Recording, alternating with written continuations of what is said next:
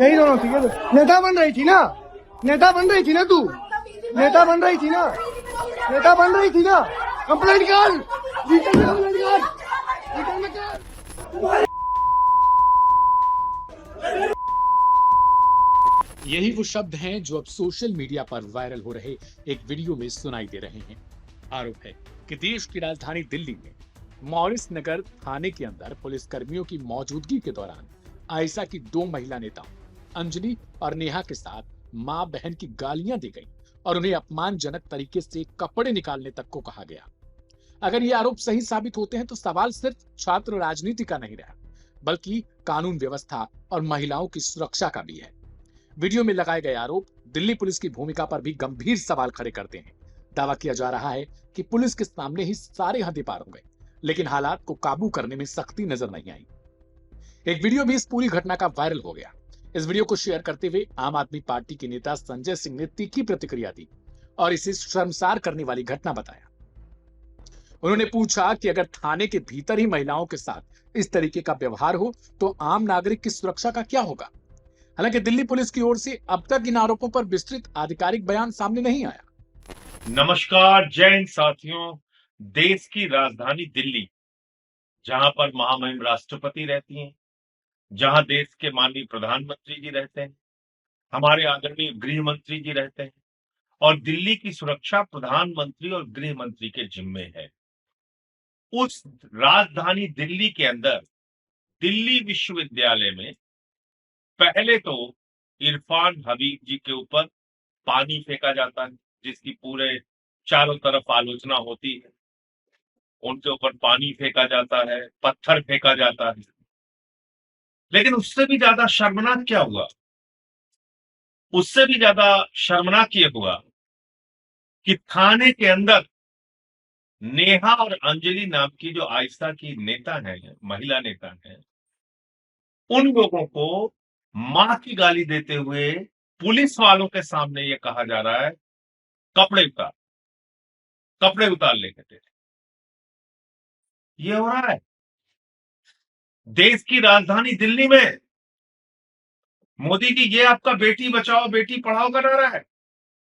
थाने के अंदर पुलिस वालों के सामने मां की गाली देते हुए कपड़े उतारने की धमकी दी जा रही है और चारों तरफ खामोशी, कोई कार्रवाई नहीं, कोई चर्चा नहीं। कल्पना कीजिए अगर ऐसी घटना तमिलनाडु में हुई होती, ऐसी घटना पंजाब में हुई होती, ऐसी घटना बंगाल में हुई होती, सारा गोदी मीडिया कितना हल्ला मचा रहा होता। क्या कैसे पुलिस वालों के सामने मां की गाली दी जा रही है, महिलाओं को कैसे उनके कपड़े उतारने की धमकी दी जा रही है। लेकिन देश की राजधानी में हो रहा है, चुप है, खामोश है चारों तरफ। इसलिए जो बात मैं कहता हूं कि अपने मुद्दे पर गोदी मीडिया को जगाओ। कल भी हमने ये अभियान चलाया, आज भी मैं कह रहा हूं, जागो मोदी के गोदी। और ये इतनी बड़ी घटना पे तुम्हारी खामोशी ये बताती है कि तुमको वास्तव में किसी के प्रति कोई सम्मान नहीं है, सिर्फ और सिर्फ नरेंद्र मोदी और उनकी सरकार की चमचागिरी करनी है और अपने आप को गोदी मीडिया के रूप में पूरी दुनिया में प्रतिष्ठित करना है। इस गोदी मीडिया के सोच से, उसके विचार से बाहर निकलो और जो कुछ भी घटित हो रहा है आपके आसपास और खासतौर से दिल्ली में, कम से कम उसके बारे में चर्चा करना शुरू करो। जय हिंद। अब थोड़ा पूरा बैकग्राउंड भी समझते हैं। बताया जा रहा है कि दिल्ली विश्वविद्यालय में छात्र संगठनों के बीच तनाव उस वक्त बढ़ा जब एक विरोध प्रदर्शन के दौरान नारेबाजी को लेकर विवाद शुरू हुआ। आरोप है कि प्रदर्शन में ब्राह्मणवाद के खिलाफ नारे लगाए गए, जिसका कुछ छात्रों ने विरोध किया। इसी दौरान कथित धक्का मुक्की और मारपीट की घटना हुई। एक वायरल वीडियो में एक छात्रा दावा कर रही है कि उसे उसकी जाति के कारण निशाना बनाया गया था।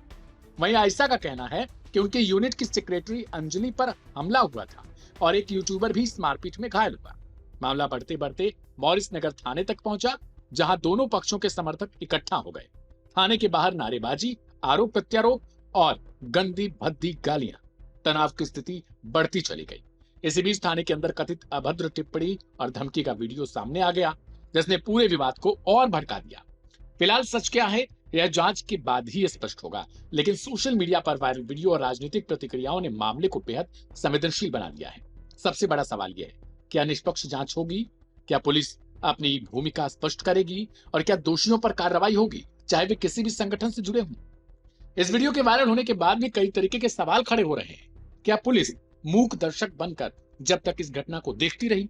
उस दौरान कुछ लड़कियों को अपशब्द बोले गए, उन्हें कपड़े उतारने तक जैसे शब्दों का इस्तेमाल किया गया, और दिल्ली पुलिस इस दौरान सिर्फ इधर उधर समझाते हुए नजर आई, लेकिन कोई कार्रवाई नहीं दिखी। इसी को लेकर सोशल मीडिया पर अब सवाल पूछे जा रहे हैं।